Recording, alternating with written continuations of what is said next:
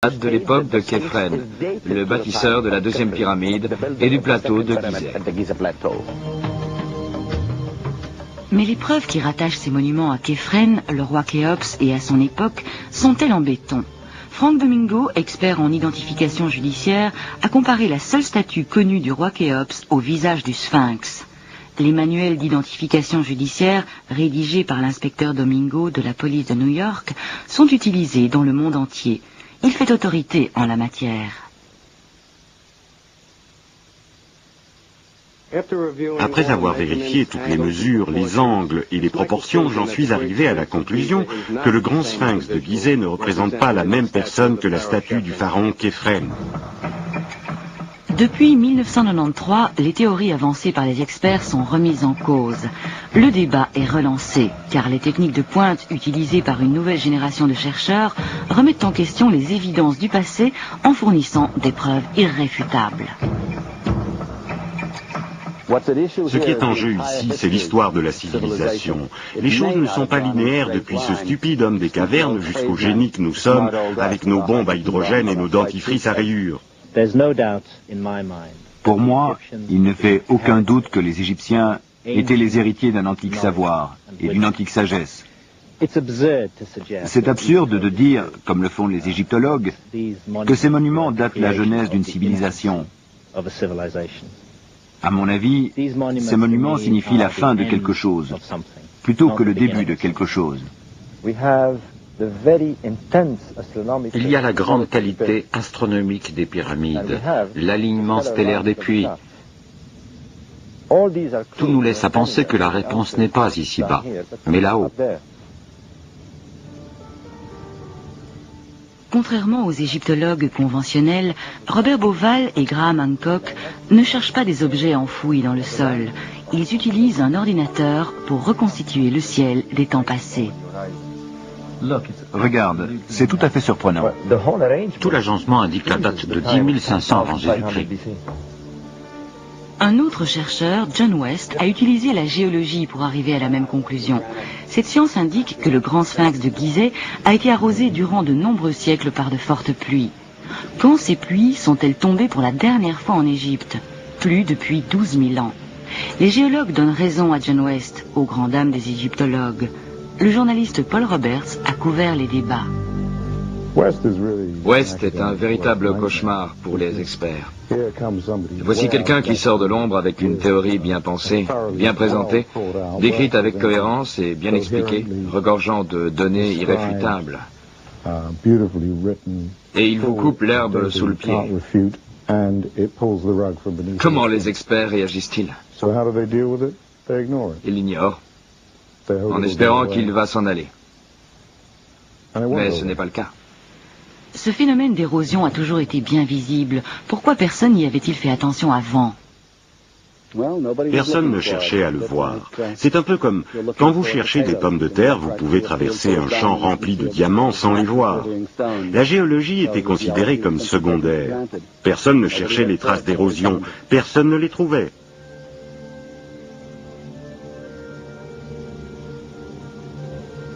La civilisation pourrait-elle être beaucoup plus ancienne que nous le pensons?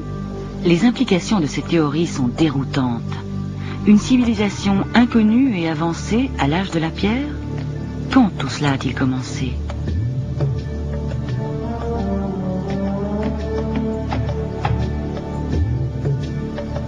Les égyptologues fixent le début soudain de l'histoire d'Égypte à environ 3000 avant Jésus-Christ. Avant cela, disent-ils, la vallée du Nil n'était peuplée que d'immigrés primitifs venus du désert du Sahara.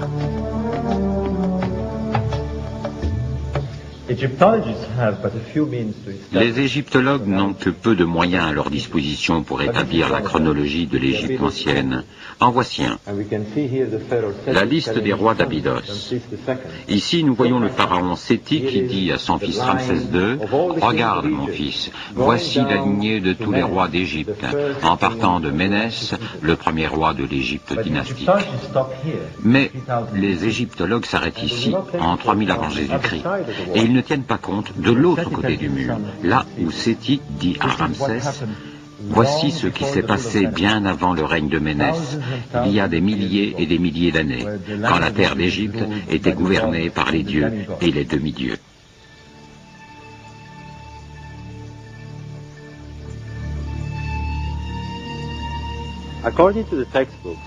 Les livres d'histoire enseignent que l'Égypte vient à peine de sortir de l'âge de la pierre quand soudainement, en un tournement, elle est capable de produire ces structures énormes et parfaites. Et tout ça pourquoi? Pour couvrir le corps d'un roi défunt. Cette théorie du tombeau uniquement ne tient pas debout. En dépit de 100 ans de recherche scientifique, de nombreuses questions essentielles se posent encore. Par exemple, seuls 3 rois de la 4e dynastie de Pharaon ont érigé ces monuments le temps d'une vie. Qu'est-ce qui les a poussés à entreprendre un type de construction inédit et qui le resterait par la suite? En fait, les pyramides semblent émerger d'un trou noir dans l'histoire de l'architecture. Ces montagnes de briques en train de s'effriter datent de la 3e dynastie, ces gravats de la 5e. C'est comme si la 3e dynastie avait construit la Fortée et la 4e la Porsche. Puis, pour l'une ou l'autre sombre raison, la 5e dynastie en serait revenue à la bicyclette. Vraiment, ça n'a aucun sens. Les monuments de Gizeh présentent des caractéristiques inattendues. Ils sont situés avec une précision miraculeuse, à cheval sur le 30e parallèle. Est-ce une simple coïncidence? Ces gens connaissaient-ils la forme et les dimensions exactes de la Terre? Tout aussi miraculeusement, ces structures gigantesques sont impeccablement alignées suivant les points cardinaux, est-ouest et nord-sud.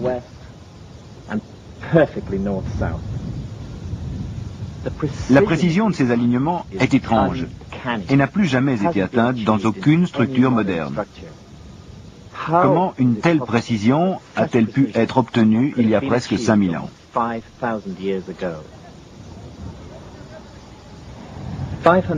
Il y a 500 ans, notre propre civilisation n'était même pas sûre que la Terre était une sphère. Ce n'est que depuis 300 ans que nous connaissons les dimensions exactes de la Terre, mais ces gens savaient. En effet, la Grande Pyramide est le modèle mathématique de l'hémisphère nord à l'échelle de 1,43/200. Cette figure n'est pas le fruit du hasard. Les astronomes savent qu'il s'agit du phénomène appelé précession, en relation avec le mouvement de la Terre autour de son axe. La Grande Pyramide incorpore la valeur transcendante du nombre pi, qui représente le rapport constant du diamètre d'une sphère à sa circonférence, la base des mathématiques poussées. Il est évident que nous avons ici un système très avancé de mathématiques et de technologie, datant d'une époque où, en principe, cela n'existait pas. Pour obtenir ces résultats, les bâtisseurs du passé ont dû avoir recours à une pente de 52 degrés, la seule qui convenait.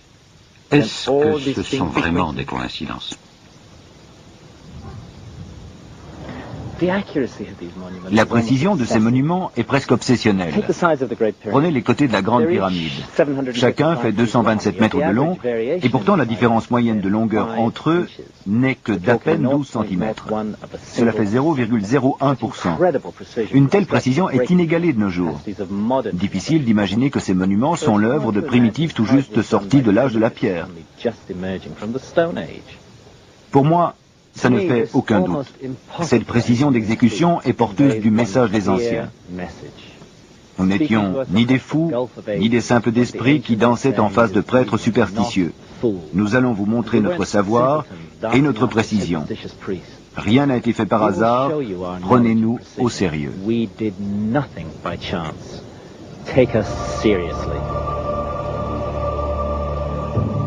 Selon les égyptologues, les bâtisseurs de pyramides ne méritent pas d'être pris au sérieux en ce qui concerne leur précision.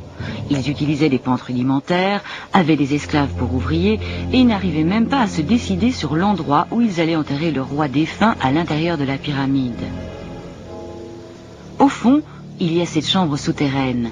Les experts s'accordent à penser que c'est la chambre funéraire originale qui a été abandonnée au profit de celle-ci, construite 40 mètres plus haut.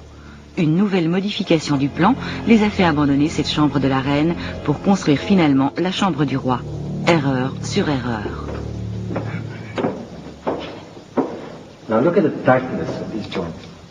Voyez comme ces joints sont minces. Impossible d'y introduire une lame de rasoir. C'est certainement la preuve d'une technologie avancée et d'une préparation méticuleuse. Ces bâtisseurs n'utilisaient pas le travail des esclaves et ne commettaient pas d'erreurs bizarres. Et ce n'étaient sûrement pas des gens qui changeaient d'avis sur l'emplacement d'une chambre funéraire dans la pyramide. Changer le plan intérieur une fois, c'est une aberration technique. Mais le changer 2 fois, c'est tout bonnement inconcevable.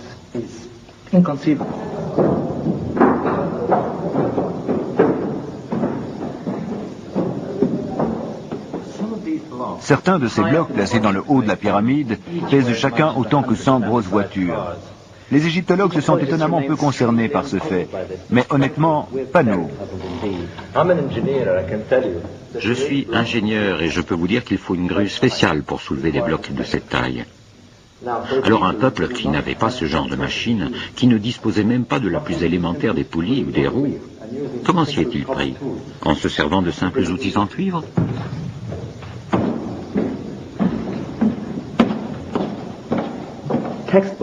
Les manuels scolaires disent que ces pyramides étaient des tombes royales comme toutes les autres. Mais à l'intérieur de Gizeh, on n'a trouvé ni momie, ni inscription, rien. En plus, certains des pharaons de la 4e dynastie ont bâti 2 pyramides. Pourquoi? Avaient-ils l'intention d'être enterrés dans 2 endroits à la fois? Et pourquoi aucun d'entre eux n'a-t-il laissé d'inscription?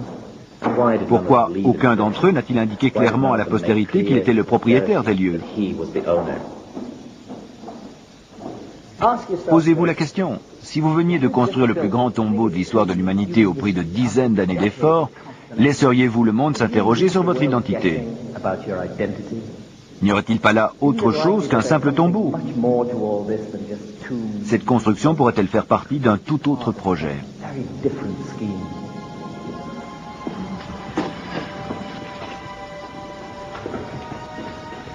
La chambre du roi, le saint des saints, la chambre de tous les mystères.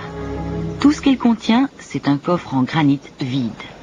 Et Chris Dunn, expert américain en forage. C'est un travail incroyable et un mystère. Comment ont-ils fait ça? Jadis, on se servait d'une scie à chantourner ou d'un touret et on faisait pénétrer l'outil dans la pièce à l'aide de sable ou d'un diamant. Dans ce cas-ci, il aurait fallu beaucoup trop longtemps, des années, pour y arriver. Mais dites-moi, comment pensez-vous qu'ils ont fait? À mon avis, ils ont sûrement utilisé un outil à moteur. Aujourd'hui, si nous devions forer ça, la mèche pénétrerait dans le granit à raison de 5 millièmes de millimètre par tour. Pensez-vous que leur foreuse tournait aussi vite que ça? Non, la mèche s'enfonçait beaucoup plus vite. Plus vite? Oui, plus vite. Ils avançaient dans le granit à une moyenne de 100 millième de millimètre par tour. Des outils à moteur, cela semble un peu rapide comme conclusion. Cependant, le mystère reste entier. Les anciens étaient capables de creuser facilement le granit et même la diorite, la pierre la plus dure qu'on trouve dans la nature. Ils évidaient des vases en diorite que des outils modernes ne pourraient même pas toucher. Regarde comme c'est lisse. Comment faisait-il? Regarde la précision des joints. C'est parfaitement ajusté. C'est du travail d'opticien. Mais la chambre du roi recèle une autre énigme. Voici le véritable mystère. Ces puits étroits ont été percés dans ces murs et aménagés avec une minutieuse précision. Pour la ventilation, prétendent les égyptologues. Il est hors de question que ces puits aient servi uniquement à l'aération. Leur conception est trop compliquée. Ils suivent la déclivité de la pyramide jusqu'à l'extérieur. Ils devaient servir à autre chose. Ces soupçons sont confirmés en mars 93. L'ingénieur allemand Rudolf Gantenbrink explore le puits sud de la chambre de la reine avec un minuscule robot caméra. Le robot est bloqué par une porte en pierre et en métal. Une chambre que les anciens avaient à tout prix voulu soustraire au regard indiscret. La porte n'a jamais été ouverte.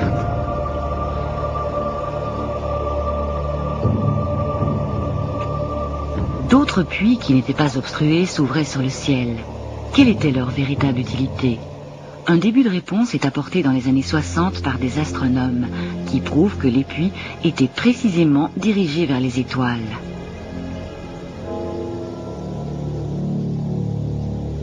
Ces puits visent Alpha Draconis, l'étoile polaire au temps des pyramides. Un autre vise la Petite Ourse. L'astronomie pourrait-elle nous éclairer? En général, l'archéologie ignore le fonctionnement des étoiles. Les experts sont sceptiques.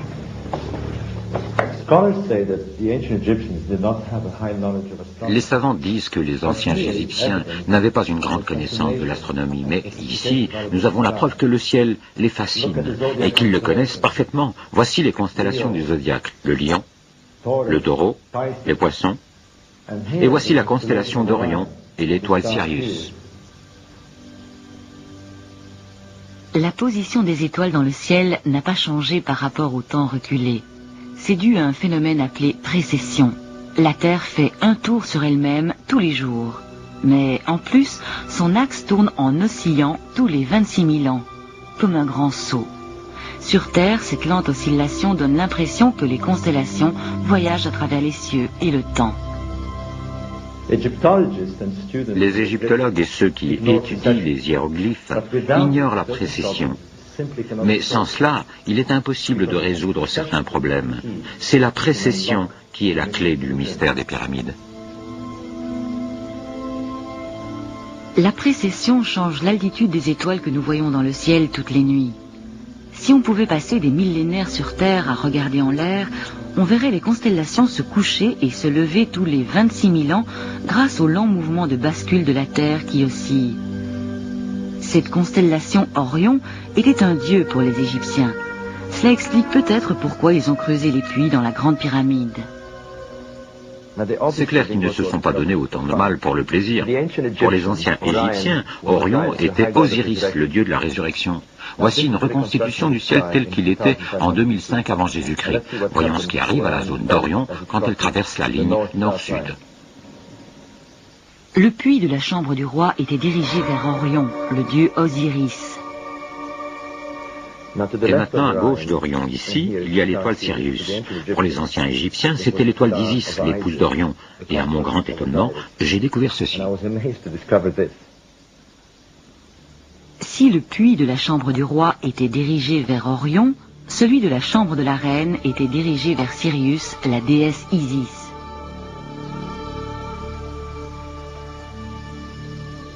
Les Égyptiens aménageaient des passages vers les étoiles, des chemins vers leurs dieux Osiris et Isis, leurs dieux de la vie après la mort et de la résurrection.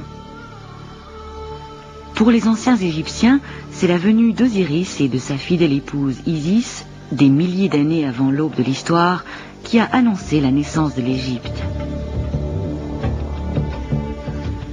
Ils l'appellent Tetzipi, le commencement des temps, quand Isis et Osiris ont créé le Nil, la terre d'Égypte et ses habitants, quand ils ont amené les fruits de l'agriculture, le savoir, la générosité et la beauté. Mais Seth, le frère d'Osiris, est devenu jaloux de leur bonheur et il a tué Osiris. Il a coupé son corps en 14 morceaux et les a dissimulés aux 4 coins de l'Égypte. Il a plongé le pays dans la violence et la terreur.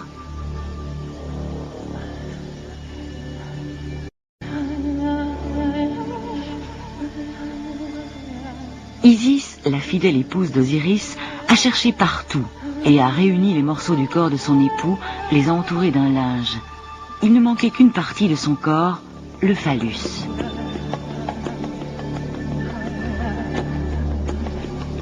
Alors, Isis et son fils Horus, le dieu faucon, ont attaché un phallus artificiel à la momie. Isis s'est transformée en oiseau, elle a recueilli la semence de son époux mort et a ressuscité Osiris parmi les étoiles. Tous deux gouvernent à présent les cieux de la nuit pour l'éternité. Les souverains de Duat, le monde souterrain de la vie après la mort et de la résurrection que tous les pharaons désiraient.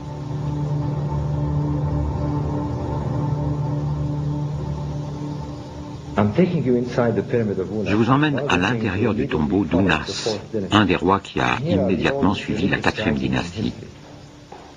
Voici les plus anciens textes religieux de l'histoire. Ce sont les textes des pyramides. Ils détiennent la clé du mystère des pyramides. La signification de ces textes était presque oubliée parce que les égyptologues y voyaient surtout une religion du soleil.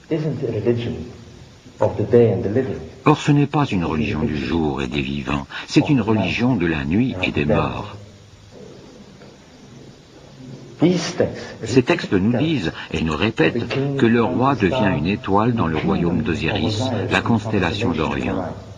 Un de ces textes dit « Ô roi, tu es un compagnon d'Orion ». Et un autre « Puisses-tu traverser la rivière sinueuse, la voie lactée, et puisses-tu aller là où se trouve Orion ».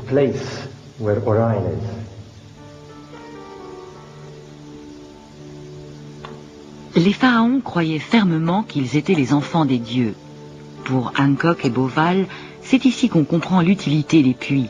L'âme du pharaon défunt les emprunte pour rejoindre sa place parmi les étoiles. Quand un pharaon mourait, son corps était momifié et préparé comme Osiris. Son âme était alors prête à monter au ciel. Mais avant cela, le roi défunt devait transmettre son pouvoir de droit divin à son fils Horus réincarné. Cette passation de pouvoir se faisait au cours d'une cérémonie rituelle appelée « ouverture de la bouche ». On se servait d'outils rituels pour ouvrir la bouche de la momie et ainsi la ramener à la vie. Ensuite, on plaçait un phallus artificiel sur la momie et le corps du roi défunt était orienté vers l'étoile d'Isis, Sirius. C'est à ce moment-là que la déesse était fécondée.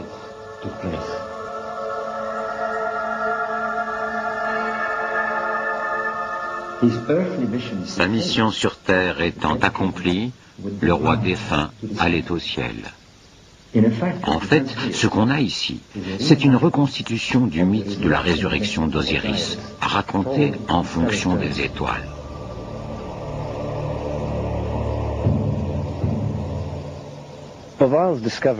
La découverte de Bauval marquait un progrès essentiel. Ces monuments étaient restés muets pendant presque 5000 ans. En comprenant la signification des puits, il leur rendait la parole. Mais un autre problème surgissait. Tout ici témoigne d'un grand plan d'ensemble. Cependant, il y a quelque chose de très perturbant dans ce plan. Nous avons 3 pyramides. 2 sont de taille pratiquement identique et placées le long d'une diagonale. Mais voici le plus curieux. La 3e pyramide est beaucoup plus petite et se trouve à la gauche de cette diagonale. Pourquoi? Qu'est-ce que les bâtisseurs de pyramides ont voulu faire? C'est Menkora ou Mekérinos, le fils du pharaon Khéops, qui a bâti cette 3e pyramide. Mais il était aussi riche et puissant que son père. Pourquoi a-t-il bâti une pyramide beaucoup plus petite et pourquoi l'a-t-il décalée vers la gauche? Le problème me préoccupait depuis des années. Et puis une nuit, comme celle-ci, j'étais dans le désert avec un ami. Il me racontait comment l'étoile Sirius se levait.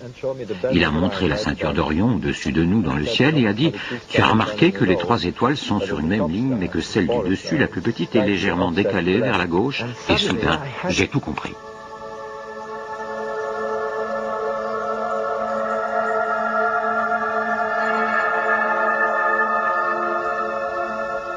Bien que phénoménale, la découverte de la corrélation entre les pyramides et la ceinture d'Orion n'était qu'un début. Bauval cherchait un plan d'ensemble. Il a découvert que les anciens avaient donné des noms d'étoiles à 2 autres pyramides de la 4e dynastie, l'une située à Aoburuash et l'autre à Ziwat al-Aryan. Il a alors considéré les choses globalement et a été abasourdi. La constellation d'Orion, du dieu Osiris, était présente au ciel comme sur terre. L'image était surprenante, mais il manquait quelque chose. Les Égyptiens assimilaient le Nil à la Voie lactée et les pyramides à Orion. Mais ni la Voie lactée ni Orion n'occupaient cette position en 2500 avant Jésus-Christ quand les pyramides ont été construites. Cela ne correspondait pas à ce que Bauval avait constaté au sol. Ou alors l'ordinateur de Bauval ne cherchait-il pas là où il fallait? Voyons les 3 étoiles de la ceinture d'Orion en rapport avec la Voie lactée. Pour que ce schéma corresponde parfaitement avec les pyramides sur Terre, il faut que le ciel se déplace légèrement dans le sens contraire des aiguilles d'une montre. Cela signifie reculer dans le temps, 3000, 4000, 5000 avant Jésus-Christ. Pour recréer le passé, il faut aussi entrer dans les mythes. Voici Osiris, le premier pharaon divin qui a régné sur la terre d'Égypte, qui est mort et a ressuscité avec l'aide de son fils Horus. Voici les dieux du commencement des temps, de Thebes-Zépi, que les Égyptiens situaient des milliers et des milliers d'années dans le passé. Mais la question est, quand était-ce? À quelle époque se situait Thebes-Zépi, le commencement des temps? À cause de la précession, les étoiles aussi ont un commencement des temps qui correspond au début de leur cycle précessionnel quand elles entament leur ascension dans le ciel. Pour Orion, le commencement des temps, c'était en 10 500 avant Jésus-Christ. C'est là que Beauval arrivait. 7000, 8000, 9, 10, 10 500 avant Jésus-Christ. C'est la bonne date. C'est absolument étonnant. Tout concorde. 10 500 avant Jésus-Christ est la bonne date. L'agencement des étoiles dans le ciel et des pyramides sur Terre ramenait très précisément au commencement des temps d'Osiris, quand Orion avait entamé son ascension en 10 500 avant Jésus-Christ. Les Égyptiens essayaient-ils de montrer le début de leur mythe, leur Thebes-Zépi, le règne d'Osiris, leur premier pharaon divin, ou l'époque improbable de leur genèse, en 10 500 avant Jésus-Christ?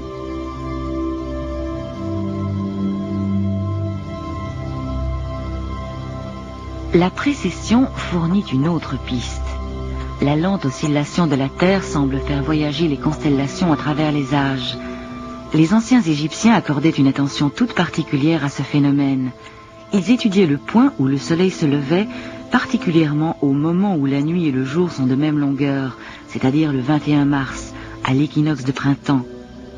Ils regardaient la constellation qui était derrière le soleil et notaient qu'elle changeait lentement au fil du temps.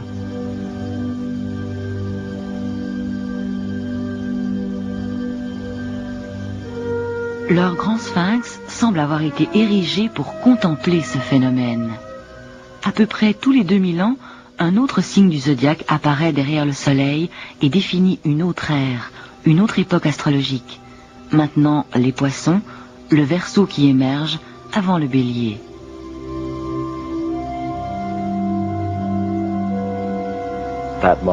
Ce moment avait une importance capitale pour les anciens. Nous appelons ce moment l'équinoxe vernal. Quand le Sphinx est censé avoir été bâti en 2500 avant Jésus-Christ, le soleil se levait dans la constellation du Taureau. Cela aurait été complètement stupide pour un pharaon de bâtir une balise équinoxiale en forme de lion à cette époque. En fait, une seule époque aurait convenu pour la construction du Sphinx avec la forme qu'il a, l'ère du lion, commençant au 11e millénaire avant Jésus-Christ.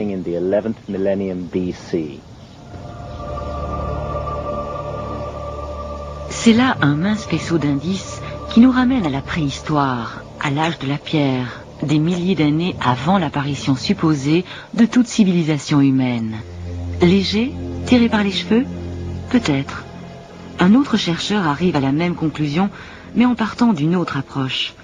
John West, auteur et égyptologue indépendant, a découvert que les roches érodées par l'eau ont ici exactement la même forme que le pied du sphinx usé par le temps.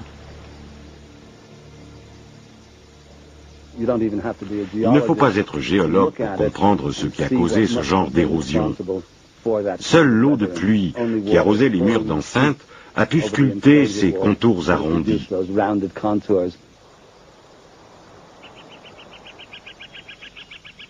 De l'eau dans le désert du Sahara? Il n'y a pour ainsi dire pas eu de pluie dans le Sahara depuis 9 ou 10 000 ans. L'âge de la pierre est difficile à dater, mais pour un géologue, l'érosion raconte l'histoire d'une roche. Voici les traces que des siècles d'exposition au vent et au sable laissent sur la pierre. Les couches les moins dures ont été balayées. C'est ce qu'on remarque partout à Gizeh. La seule exception, c'est le sphinx et les parois de la cavité dont il a été extrait. Ici, les roches semblent avoir été usées par des siècles de fortes pluies. Le résultat de cette usure, c'est un profil arrondi, ondulé, d'apparence très différente. La découverte de John West est explosive. En effet, de quand datent les dernières grosses pluies en Égypte? Certainement pas du temps des pharaons. Les crues du Nil auraient-elles pu causer cette érosion? Absolument pas, parce que les crues du Nil seraient venues du bas. Si les monuments avaient été inondés par les eaux du Nil, l'érosion aurait été différente. Le bas des murs aurait été touché. L'érosion aurait été plus forte au pied des monuments, pas au sommet. En plus, il n'y aurait pas ces profondes fissures. Les géologues ont trouvé pertinents les arguments de West et se sont rangés à ses côtés dans le débat l'opposant aux égyptologues qui, jusqu'à présent, n'ont trouvé aucune réplique sensée à ses conclusions. Le sphinx lui-même a été trop souvent réparé pour qu'on puisse déceler quoi que ce soit, bien que... Ici, nous voyons un morceau des premières réparations. Vous voyez que 70 cm à 1 mètre de blocs ont été nécessaires pour remettre le sphinx dans son état initial. On dit que ces réparations ont été faites dans les 300 ans qui ont suivi la création du sphinx. Mais la question se pose. Pourquoi aurait-il fallu réparer la sculpture sur 1 mètre après seulement 300 ans d'existence ? Les égyptologues prétendent que la pierre dans laquelle on a sculpté le sphinx est de si mauvaise qualité qu'elle s'est usée de 1 mètre en 300 ans. C'est là que surgit un autre problème. Si la pierre dont est fait le sphinx est de si piètre qualité et que le sphinx a été sculpté il y a 4500 ans, cela voudrait dire qu'à la moyenne de 30 cm d'érosion par siècle, le sphinx aurait dû disparaître il y a 500 ans, et il ne l'a pas fait.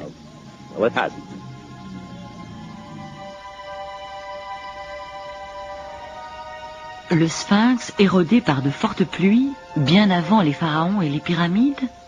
Quand de telles pluies ont-elles arrosé l'Égypte pour la dernière fois? Bien qu'il y ait eu d'autres longues périodes d'humidité, une seule époque est possible. Et curieusement, cette période correspond à celle que Hancock et Beauval retrouvent dans leur archéologie astronomique. C'est le lointain commencement des temps qu'on trouve dans les anciens mythes et dans le ciel.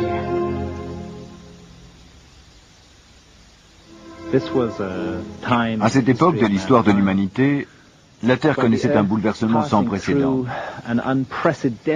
Un énorme cataclysme s'est produit sur Terre il y a 12 500 ans. C'était la fin de la période glaciaire.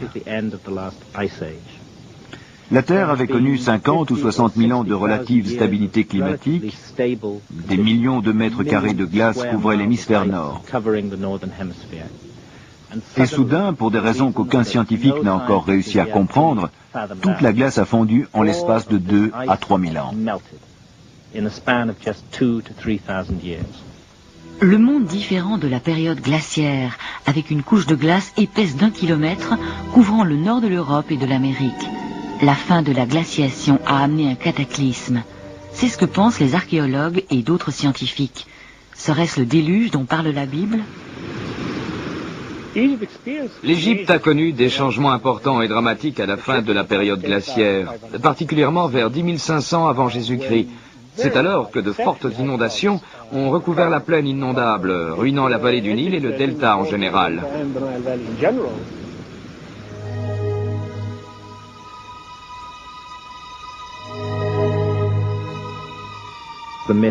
Les mythes parlent d'une civilisation qui commence à la fin d'un grand cataclysme.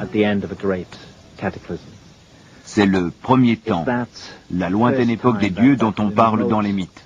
L'époque où tout a commencé. C'était vraiment le premier temps de l'humanité. Nos souvenirs commencent à ce moment-là. John West fait remonter le grand sphinx à la fin de cette période glaciaire. Mais pourquoi a-t-il un visage et une coiffure de pharaon? Regardez bien la tête du sphinx. Elle est en meilleur état que le corps. Même si la tête a été taillée dans une pierre calcaire beaucoup plus dure, cela n'explique pas qu'elle soit en tellement meilleur état que le corps. Et plus important encore, elle est très petite proportionnellement au corps. Vu d'en haut, le corps du sphinx est long et aplati. La tête ressemble à une tête d'épingle posée dessus. Pour nous, cela indique que la tête a été resculptée. En d'autres termes, la tête du sphinx n'est pas l'original. À un moment donné, elle a dû être refaite.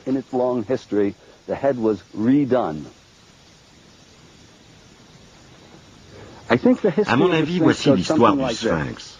Il y a longtemps, avant que l'Égypte ne devienne un désert, le plateau de Gizeh était une savane fertile. Au bord du plateau, il y avait une grosse masse rocheuse.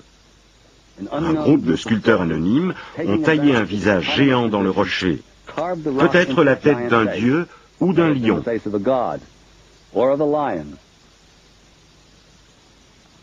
Quand le sphinx a été terminé, des centaines de gros blocs de calcaire, dont certains pesaient plus de 200 tonnes, ont été soigneusement découpés et amenés sur ce site. Une fois ici, ils ont été soulevés et mis en place apparemment sans effort. Rien dans l'Égypte dynastique, l'Égypte que nous connaissons, ne ressemble à ceci. Tout fait référence à une époque antérieure. Le temps passait. Des changements climatiques amenaient des pluies torrentielles sur la région, marquant la fin de la période glaciaire. Les pluies ont érodé le lion jusqu'à en faire pratiquement ce que nous connaissons aujourd'hui.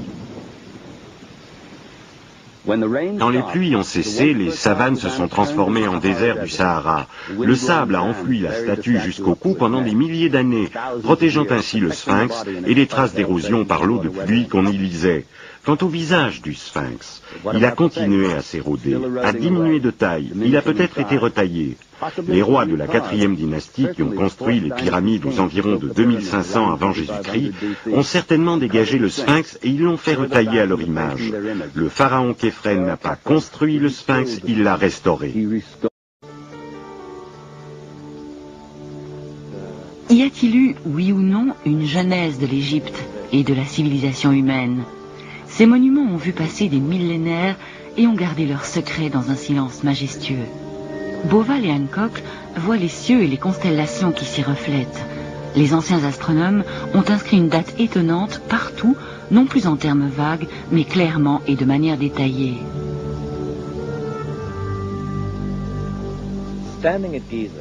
À Gizeh, les anciens astronomes étaient face à un horizon ininterrompu de 360 degrés qui les invitait à l'observation des points où le soleil et les étoiles se levaient. Une autre direction retenait aussi leur attention, la ligne nord-sud qui divisait le ciel immédiatement au-dessus de leur tête. Ils observaient les étoiles quand elles traversaient cette ligne. En 10500 avant Jésus-Christ, quand les 3 étoiles de la ceinture d'Orion traversaient cette ligne, elles le faisaient suivant un schéma qui était exactement celui des 3 pyramides au sol.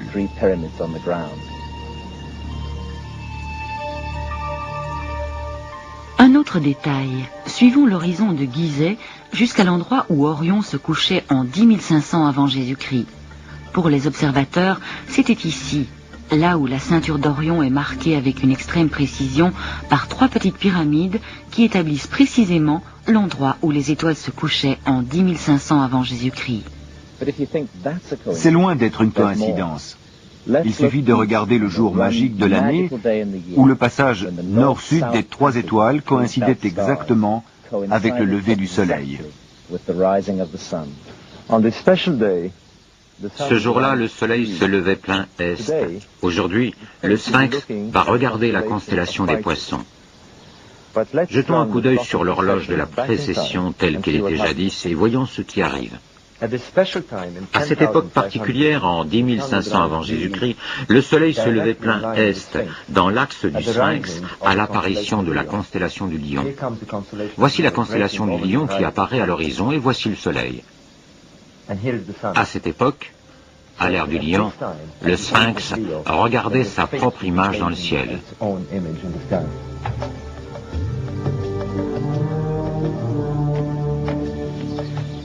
Si ça ne suffit pas à vous convaincre, il y a mieux. Pourquoi le sphinx est-il décalé vers la droite de l'axe principal est-ouest de cette pyramide? Et pourquoi cette chaussée est-elle inclinée vers le sud? Les anciens bâtisseurs de pyramides ne faisaient rien par hasard. Quelle est donc la signification de ce décalage? La chaussée est décalée de 14 degrés. le sphinx se trouve légèrement à gauche. Pourquoi?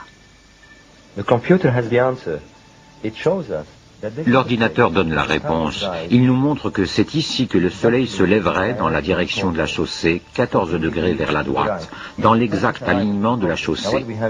Et qu'est-ce que nous avons ici? À gauche se trouve la constellation du Lion. Comme on peut le voir, elle est à moitié cachée sous l'horizon, avec seulement la tête et les épaules qui dépassent. Voici ce qu'on voyait en regardant à l'est. Le soleil levant dans la direction de la chaussée, et à gauche, le sphinx à moitié enterré dans le sable, avec la tête et les épaules qui dépassent. C'est exactement ce qu'on verrait quand la constellation du Lion émerge au-dessus de l'horizon, avec la tête et les épaules qui dépassent au-dessus de la ligne d'horizon.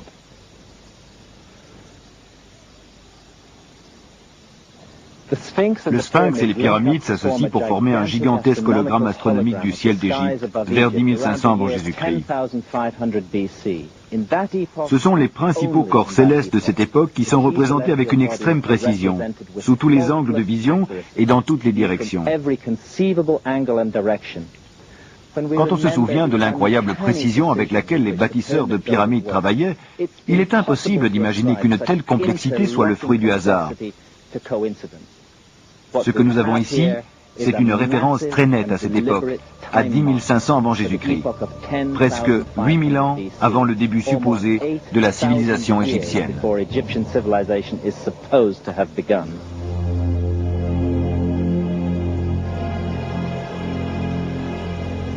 Pour les anciens Égyptiens, il s'agissait de Rosto, la porte du monde inférieur où Osiris régnait sur les morts.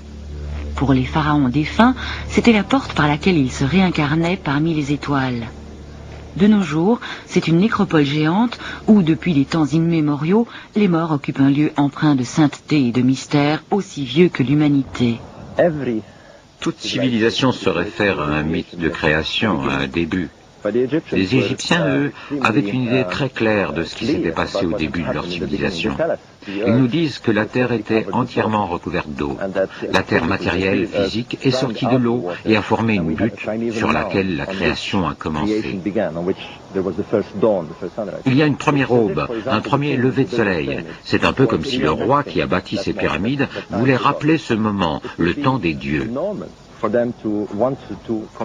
Il était normal que les rois veuillent le commémorer, l'immortaliser dans une expression grandiose. Pour moi, si but primitive il y a, c'est de Gizeh qu'il s'agit.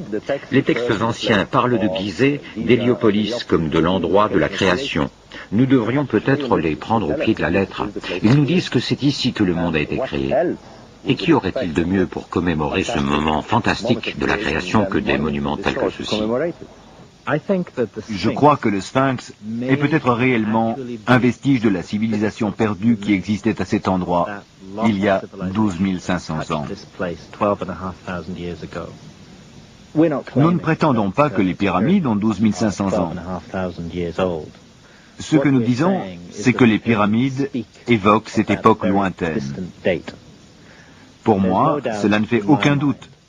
Les Égyptiens étaient les héritiers d'un ancien savoir et d'une ancienne sagesse. La théorie des égyptologues selon laquelle ces monuments ont été créés par une civilisation débutante est absurde. Ces monuments expriment une accumulation de connaissances et de sagesse. Pour moi, ils signifient la fin de quelque chose, pas le début de quelque chose.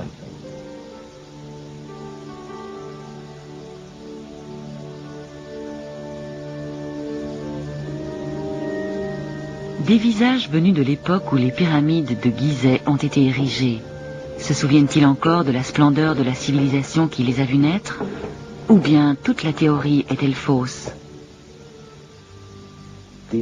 Ces gens vivaient dans un monde que nous pouvons à peine imaginer. Quelles connaissances ont-ils hérité des profondeurs de la préhistoire? Si nous optons pour cette théorie alternative, voyez à quoi nous sommes confrontés. On a une civilisation antédiluvienne et puis plus rien. Plus rien pendant 1000, 2000 ans. Et puis ça redémarre. Où est le lien? Où sont les autres preuves de l'existence de cette culture? Montrez-moi un tesson de poterie, un outil, une inscription. Montrez-moi une sculpture, un autre site archéologique qui date de cette période. C'est comme si on avait dit à Magellan, après son voyage autour du monde, que la Terre était quand même plate parce qu'il n'y avait personne d'autre qui en avait fait le tour. C'est l'histoire de la civilisation qui est en cause ici. Comme je l'ai dit, les choses ne sont pas linéaires depuis les stupides hommes des cavernes jusqu'aux génies que nous sommes avec nos bombes à hydrogène et nos dentifrices à rayures. West, Bauval et Hancock pensent qu'une culture inconnue et beaucoup plus ancienne a peut-être laissé des traces dans les couloirs souterrains de la Grande Pyramide ou dans la vallée et les temples funéraires au pied du Sphinx. Officiellement, ils datent du temps des pharaons, mais les indices sont minces. Leur austérité nue et massive ennuie les archéologues, car elle diffère entièrement des constructions de l'Égypte que nous connaissons.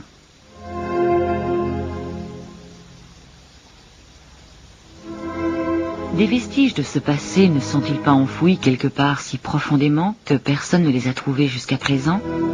C'était le cas de cette étrange structure. Ici, à 500 km au sud de Gizeh, à Lozirion, nous nous trouvons face à un autre de ces bâtiments énigmatiques, anonymes, qui semblent ne dater d'aucune époque connue. 1500 mètres, ou même plus, en dessous de la surface des autres temples pharaoniques des alentours. Est-il possible que ce ne soit qu'une parmi beaucoup d'autres structures de ce type enfouies dans les sables égyptiens? Des pharaons ont ajouté des bas-reliefs à ces murs, mais à l'origine, ils étaient anonymes et nus, laissés à l'interprétation libre des générations futures. Les gens aiment imaginer des choses. Vous savez, Monsieur West, Monsieur Bauval, et Monsieur X, et Monsieur Z, tous ces gens viennent passer un jour ou deux sur le plateau de Gizeh. Ils en repartent avec une théorie et la publient. Il faut que cette théorie soit folle, fantastique. Parce que si on développe une théorie fantastique, on sera riche et célèbre. C'est ce qu'ont fait messieurs Bauval et West. L'argent n'a rien à voir. Je fais ces recherches depuis 20 ans sans avoir gagné un centime. Il faut aller au fond des choses. Le problème, c'est de trouver la vérité. Et pour cela, nous faisons appel à d'autres disciplines. Je ne crois pas que les égyptologues soient à la hauteur de la tâche.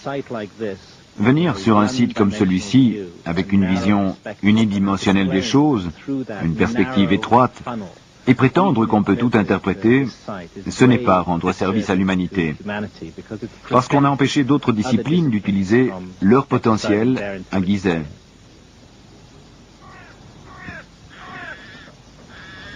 L'ancienne Égypte croyait qu'il y avait eu un commencement des temps, une genèse pendant laquelle les dieux régnaient. Le plus grand complexe sacré de la Terre est un monument à cette croyance. Le grand Sphinx est-il un héritage laissé par une civilisation inconnue?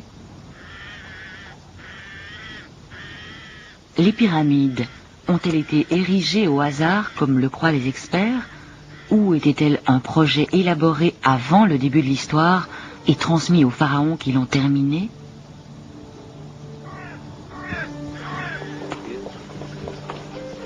Les anciens eux-mêmes croyaient à un tel héritage, comme Bauval et Hancock aujourd'hui. Un mystérieux indice se cacherait-il dans les caves de ce musée berlinois?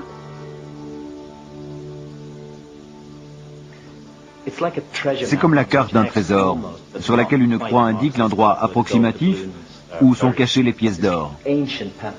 Cet ancien papyrus raconte comment Khéops, le bâtisseur de la Grande Pyramide, a cherché à Héliopolis une mystérieuse boîte noire, contenant le nombre des chambres secrètes du sanctuaire de Thoth. Quelle était cette arche de Thoth? Un répertoire de la sagesse ancienne dont Khéops avait besoin afin de construire sa pyramide?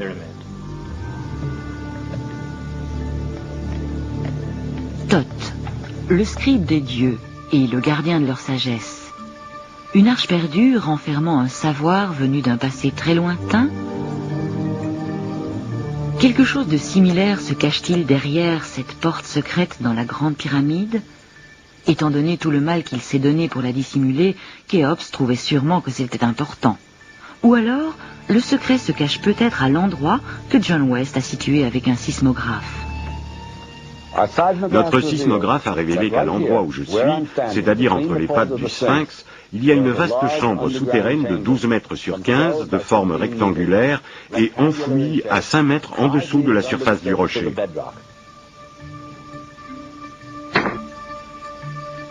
Les experts et les autorités opposent le même silence face aux limiers autodidactes qui découvrent de nouveaux indices remettant leur dogme en question. Toute recherche de chambre secrète ou d'une arche perdue symbolique est bloquée. Personne ne veut sans doute ressasser les vieilles rumeurs héritées du passé. Les anciens Grecs écrivaient que les prêtres égyptiens parlaient d'une civilisation antérieure à la leur. Ils l'appelaient Atlantis. En 1945, le voyant américain Edward Cayce avait prédit sous hypnose que vers l'an 2000, on retrouverait sous les pattes du grand sphinx de Gizeh les traces d'une civilisation beaucoup plus ancienne que celle d'Égypte. Des rêves? Des fantasmes? Peut-être, mais un sismographe ne ment jamais.